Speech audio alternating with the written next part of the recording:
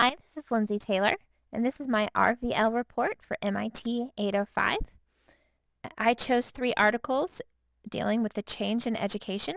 I chose an article on technology education, Common Core, and music education. The first article I chose was The End of the Techno-Critique, The Naked Truth About One-to-One Laptop Initiatives and Educational Change.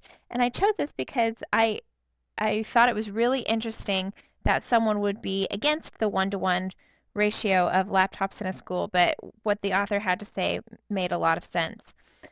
He talked a lot about the Larry Cuban criticism. Larry Cuban is a well-respected voice in technology, and he actually admonished the one-to-one computing advocates because they were hyping up scores. They they were saying that, if you had a one-to-one ratio, then the kids' scores would just absolutely soar. And he said that wasn't necessarily true. It cited that the medium was getting mixed up with the message, the medium being the computers and the message was the effect. It did cite about the Maine, which was the first state one-to-one initiative, as well as Texas, who had 22 schools that they made a one-to-one laptop ratio. And in both instances, there were no substantial gains. There were slight gains in 9th grade in Texas, but not by a statistically significant margin. Cuban said that it was really innovative teaching that would be the best source for substantial and scalable achievement gains. And I totally agree with this.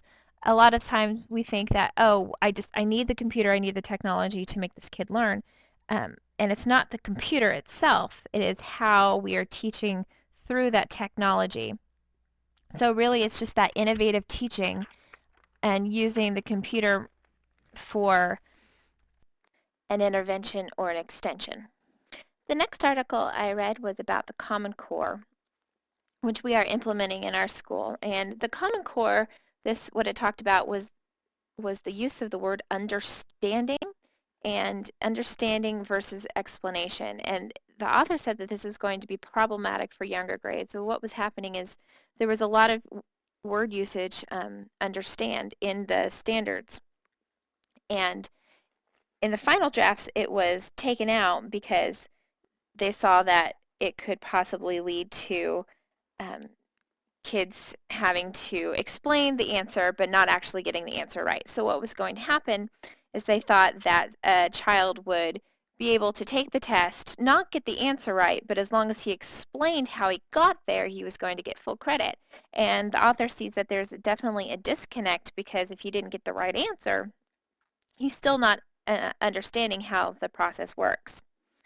And he said that this was really going to result in rote memorization and not understanding of the concept. And I see that a lot, and especially when we're doing No Child Left Behind, how we're drilling these facts into their heads, and a lot of times they can spout off an equation or how to do something, but they can't actually do it.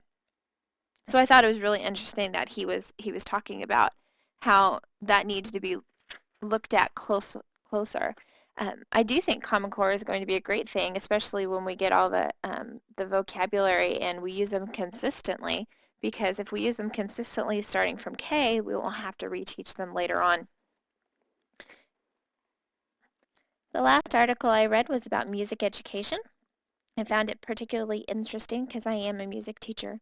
The article was called Music Education at the Tipping Point, and talked about the change in music education in the last decade and what the tipping point effect was, is that small changes can accumulate. So a small change here, a small change here, a small change here can all accumulate and make a big transformation. And that's what happened, they think, in California when it came to music education. In 1999 through 2004, excuse me, the school population increased 5.8%, but the participation in music went down 50%. So what happened is there was a low economic time, and fine arts was the first to get cut. And when one district cut, the next district cut, and the next district cut, and that it created that tipping point.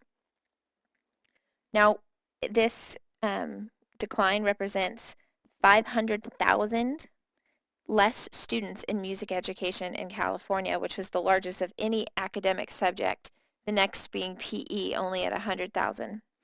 And that was a loss of 1,000 music teacher jobs. So they were trying to find possible explanations for this, because even as the economy started to turn up, music was still at an all-time low. They thought part of it would be a disconnect between what they would call school music and actually how you experience music in the real world. So when you go to school and you learn music, we learn what classical music, and it's not the same as going and turning on your radio. The digital age has really changed how we experience music. Having an iPod, having the radio, having the ability to stream music live on YouTube. No longer do you have to go to the concert in order to see the concert live. And they were talking about how that's greatly changed since the days of Woodstock to now. Even instrumental performance has changed. The author said that the greatest selling instrument is the electric keyboard and the guitar, and they say that this could be a lifelong instrument, and you can also sing to it. So it's a way for students to compose and be able to write their own music and sing and play all at the same time. So there's a movement for change in music education, and they use the term "make it sticky." And what "make it sticky" means is that it needs to make it stick. It needs to stick in their head. It needs to stay with them. They can't get rid of it. And it's interesting because I've heard the term "make it haunting" before, and that's kind of how I run my classroom. Is I want the music to haunt their brains. I want them to hum the music when they're walking down the street. I want them just to experience that all.